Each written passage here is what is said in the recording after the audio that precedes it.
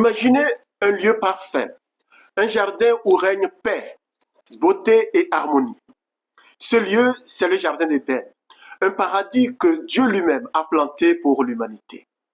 Dans Genèse 2:8, nous lisons « Yahvé Dieu planta un jardin en Éden et il y mit l'homme qu'il avait modélé. » Mais que signifie ce jardin? Était-il un endroit géographique ou portait-il un message plus profond pour nous aujourd'hui? Découvrons ensemble les trésors cachés de ce paradis. Le jardin d'Éden mentionné dans le livre de la Genèse est souvent perçu comme un paradis terrestre, le lieu où tout a commencé.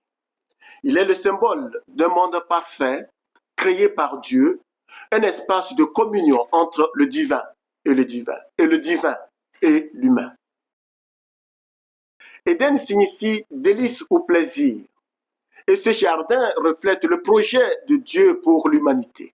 Vivre dans la plénitude, en harmonie avec lui, avec la création.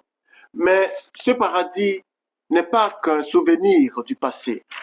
Il est aussi une image prophétique, une invitation à retrouver cette harmonie brisée par le péché. Le jardin d'Éden nous enseigne que le bonheur véritable réside dans notre relation concrète avec Dieu et dans le soin que nous portons à tout ce qu'il nous a confié. Comment cette vision du jardin d'Éden peut-elle transformer nos vies aujourd'hui? Eh bien, prenons deux exemples. D'abord, dans notre relation avec la nature.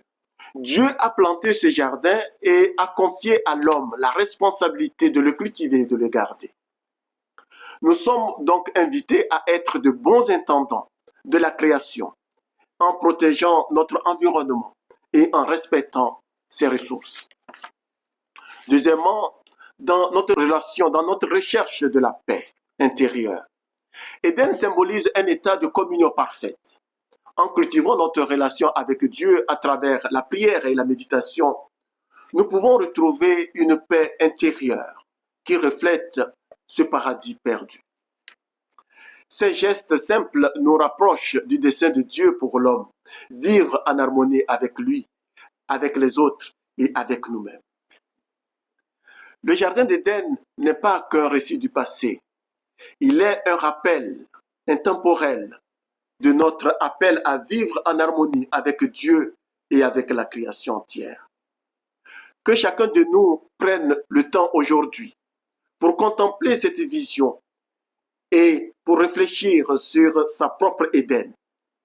Et vous, quel est votre paradis perdu? Et comment pourriez-vous le retrouver? Eh bien, pour continuer cette exploration, abonnez-vous à notre chaîne Les Trésors de la Bible. Likez cette vidéo, partagez-la avec vos proches et laissez-nous vos réflexions en commentaire.